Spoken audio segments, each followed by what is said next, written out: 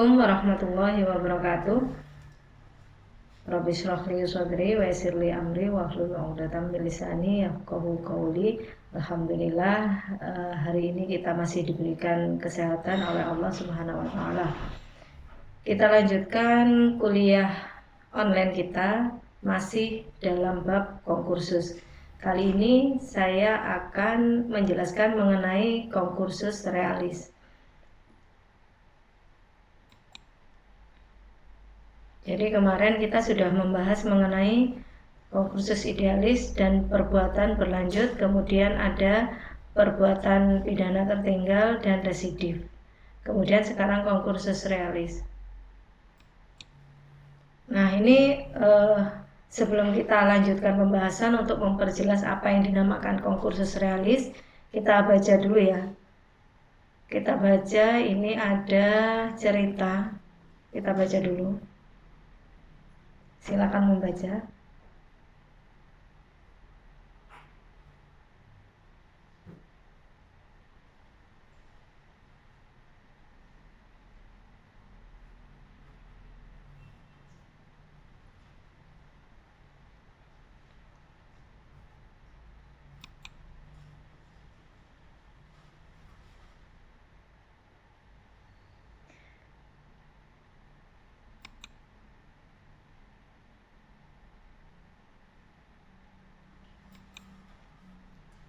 Nah, kalau konkursus idealis kemarin antara satu perbuatan dengan perbuatan yang lain itu saling berkaitan, berbeda dengan konkursus realis. Jadi kalau konkursus realis itu antara satu perbuatan dengan perbuatan yang lain itu tidak saling berkaitan. Jadi seperti contoh tadi, contoh cerita tadi, Bejo melakukan pencurian, kemudian pemerkosaan dan penganiayaan terhadap satpam. Nah, antara pencurian, pemerkosaan terhadap Surti, dan penganiayaan terhadap Paijo itu tidak ada hubungannya. Jadi tidak ada hubungannya atau tidak mempunyai satu tujuan, tapi tujuannya berbeda-beda. Jadi ini kesimpulannya, konkursus realis lebih dari satu perbuatan. Kemudian antara satu perbuatan dengan perbuatan yang lain tidak saling berkaitan. Jadi itu intinya ya. Konkursus realis mempunyai beberapa sistem penjatuhan pidana. Jadi untuk konkursus realis ini memang penjatuhan pidananya lebih rumit dibanding dengan konkursus idealis dan perbuatan berlanjut. Kalau konkursus idealis kita tinggal mengambil yang terberat, kemudian ditambahkan pemberatannya, jadi sepertiganya pemberatannya. Konkursus idealis dan perbuatan berlanjut itu menggunakan sistem penjatuhan pidana absorpsi, penyerapan. Jadi diambil satu yang paling berat. Tetapi berbeda pada konkursus realis. Jadi ini ada 5 sistem penjatuhan pidana pada konkursus realis. Yang pertama, sistem pidana sederhana atau yang disebut eenvoudig cumulatiestelsel. Semoga bacaan saya benar ya. Eenvoudig cumulatiestelsel, sistem pidana sederhana. Dikatakan sederhana ini apabila pidana pokok yang dijatuhkan itu sama. Misalkan pidana penjara itu pidana penjara semuanya, seperti contoh yang awal tadi, itu hukuman pencurian, pemerkosaan, dan penganiayaan itu sama semuanya, yaitu hukuman penjara. Kemudian yang kedua, stelsel absorpsi. Absorpsi stelsel ini adalah sistem penyerapan. Jadi diambil satu yang paling berat. Kemudian stelsel kumulasi terbatas atau beperkte kumulasi stelsel atau reduksi stelsel. Nah, untuk stelsel kumulasi terbatas ini semua pidana itu ditambahkan.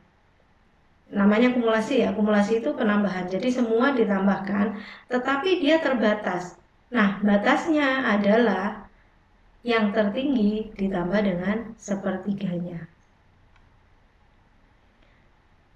Yang keempat, stelsel pemberatan hukuman yang terberat. Ini seperti, jadi ini Verserping stelsel atau eksasperasi stelsel. Ini seperti sistem absorpsi, tetapi ditambah dengan sepertiganya. Jadi ini stelsel pemberatan hukuman yang terberat. Jadi hukuman yang terberat masih ditambah pemberatannya yaitu sepertiga. Yang terakhir adalah stelsel kumulasi murni. Pada stelsel kumulasi murni, semua pidana ditambahkan tanpa pengurangan sedikit pun. Biasanya untuk pidana denda dan pidana kurungan itu ditambahkan semuanya tanpa pengurangan. Concursus realis diatur dalam pasal 65 sampai 70. Kalau untuk keseluruhan concursus diatur dalam pasal 63 ya. Jadi mulai pasal 63 mengatur concursus idealis, pasal 64 mengatur tentang perbuatan berlanjut, dan concursus realis pasal 65 sampai pasal 70. Ini bunyi pasal 65, dalam hal perbarengan beberapa perbuatan yang harus dipandang sebagai perbuatan yang berdiri sendiri. Ya, jadi ini ada perbarengan beberapa perbuatan, kemudian perbuatan itu berdiri sendiri, sehingga merupakan beberapa kejahatan yang diancam dengan pidana pokok yang sejenis. Jadi untuk pasal 65 ini mengatur beberapa perbuatan yang dilakukan dan pidana pokoknya sejenis. Seperti yang saya jelaskan tadi, kalau penjara semuanya, kalau pelanggaran itu hukumannya kurungan, yaitu kurungan semuanya, atau denda semuanya. Maka dijatuhkan hanya satu pidana.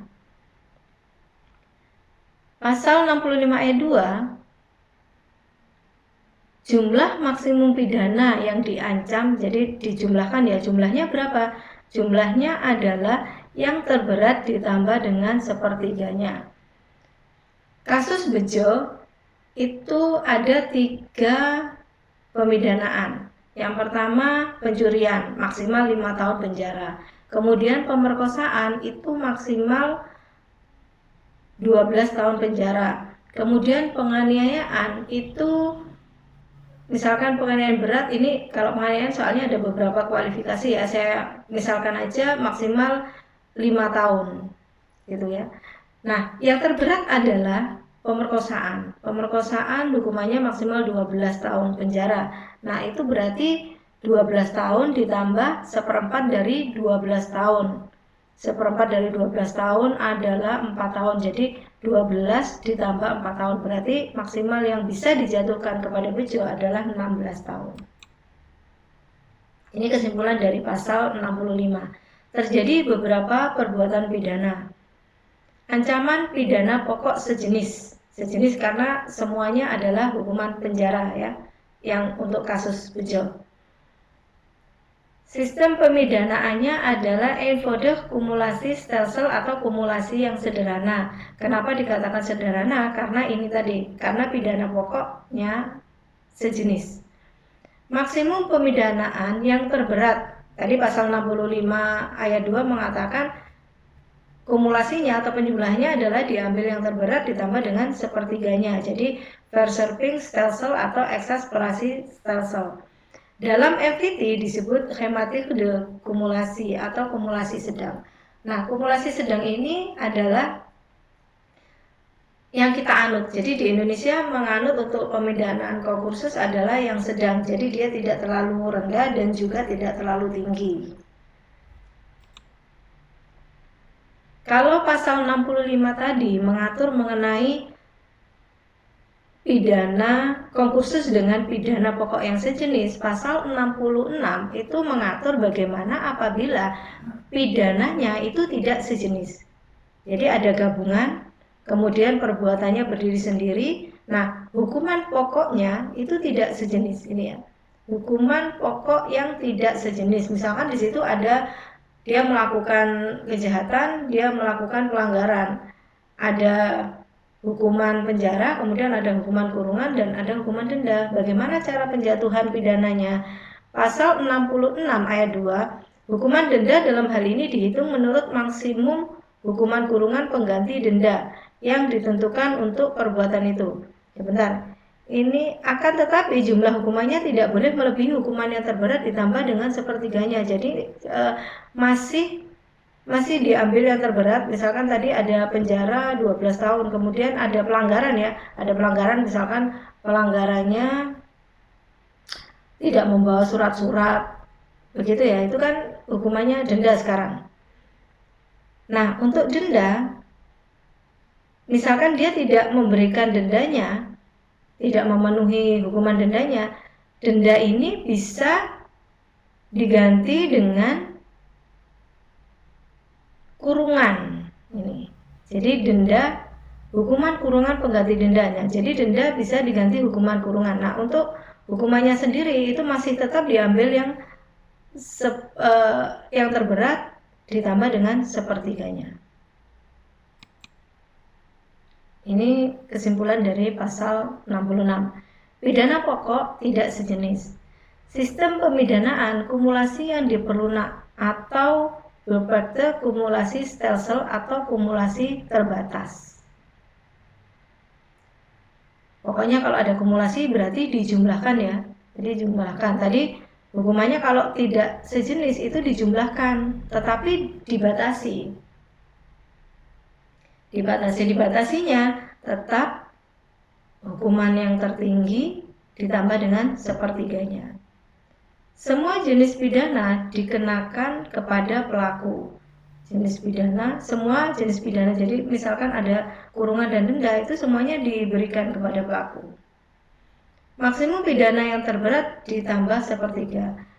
Jadi stelsel pemidanaan kita itu menganut di dalam KUHP ya, menganut maksimum remedium. Jadi semuanya dihitung maksimal. Misalkan pembunuhan selama-lamanya, nah itu berarti maksimum remedium.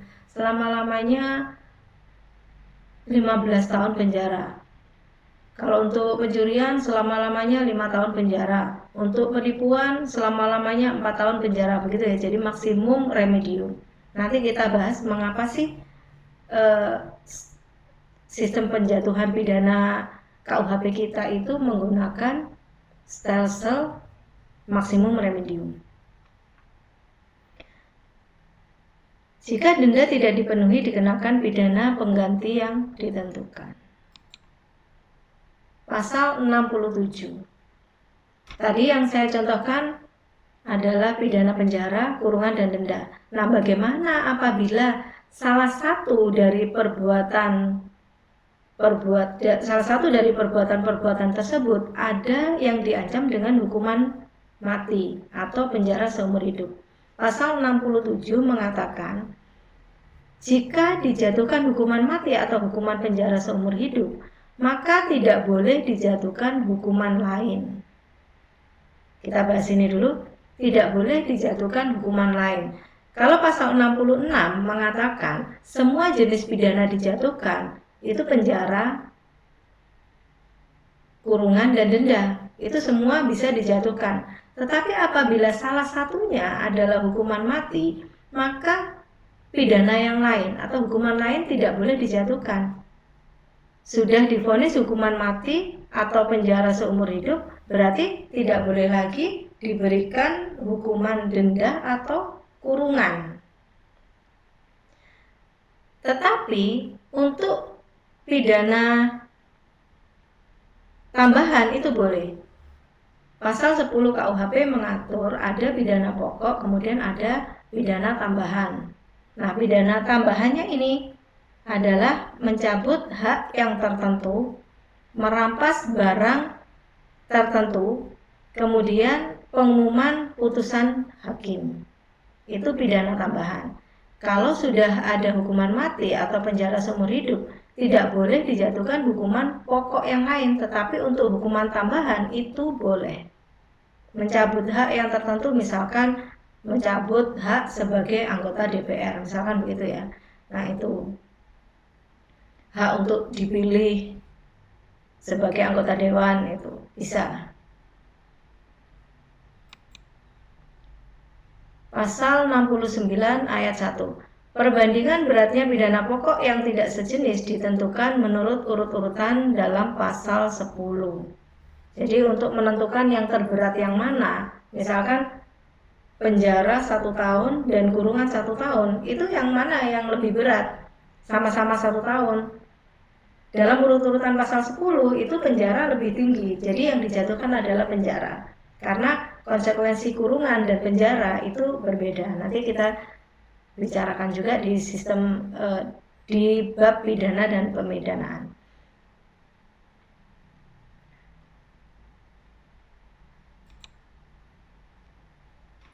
Terima kasih, sampai di sini pembahasan kita mengenai konkursus realis. Apabila ada pertanyaan, masukan, saran, boleh ditulis di komen. Mohon maaf atas kesalahan. Tetap belajar di channel Mudah Belajar Hukum. Saya akhiri. Assalamualaikum warahmatullahi wabarakatuh.